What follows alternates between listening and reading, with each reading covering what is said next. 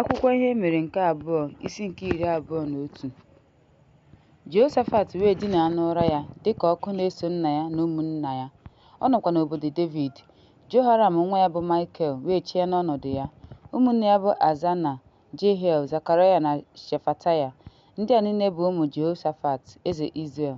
Ha na-eri onyinye silk ọlaedo ha bụ ndị nna ukwu nyere Azaraya, ihe dị oke ọnụ ahịa, ya na obodo ndị siri ike n'ime ya bụ ọkpara Juda.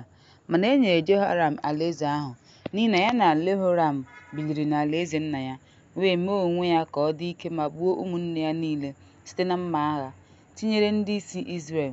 Rehoboam dị afọ 32 mgbe ọ malitere ịrụ ọrụ, ruo 1 afọ na nke eze.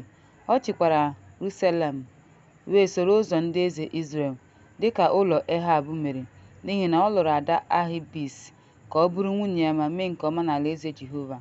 Ma Jehova achọghị ibibi ụlọ Devid n'ihi ọgbụgba ndụ ya na Devid mere, nakwa n'ihi na o kwere nkwa inye ya na ụmụ ya ihe ruo mgbe ebighị ebi.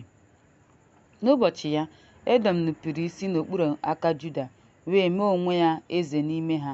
Jehoram wee pụọ, ya na ndị isi ya na ndị isi ya niile. O wee bilie n'abalị merie Edọm, ndị gbara ya gburugburu na ndị isi nke ndị isi.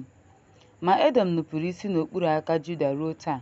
Libna nupụkwara isi n'otu oge ahụ n'okpuru aka ya, n'ihi na ọ hapụrụ Onyenwe anyị Chineke nke nna nna ya. Ọzọkwa, o biri n'ugwu Juda ma mee ka ndị bi na Jerusalem nye Tata-Meron akwụkwọ sitere n'aka Elaịja. Ma Juda ime otu ahụ. Manye Juda ime otu ahụ. Onye amụma ahụ na-asị, "Nke a bụ ihe Jehova Chineke Devid nna gị kwuru, n'ihi na i jeghị ije n'ụzọ Jehoshafat nna gị, ma ọ bụ n'ụzọ Esa eze Juda, kama i soworo ụzọ ndị eze Izrel, meekwa ka Juda na ndị bi na Jerusalem kwaa iko, dịka ụlọ Ehab mere onwe ya. I gbukwara ụmụnne gị nke ụlọ nna gị, ndị ka gị mma. Lee, Jehova ga-eji nnukwu ihe otiti tie ndị gị na ụmụ gị na ndị nwunye gị na ihe niile ị nwere. Ị ga-anọkwa n'ọrịa dị ukwuu nke afọ ruo mgbe afọ gị na-apụ n'ọrịa kwa ụbọchị." Jehova wee kpalie mmụọ nke ndị Filistia na ndị Arab ndị nọ n'akụkụ Etiopia megide Jehoram.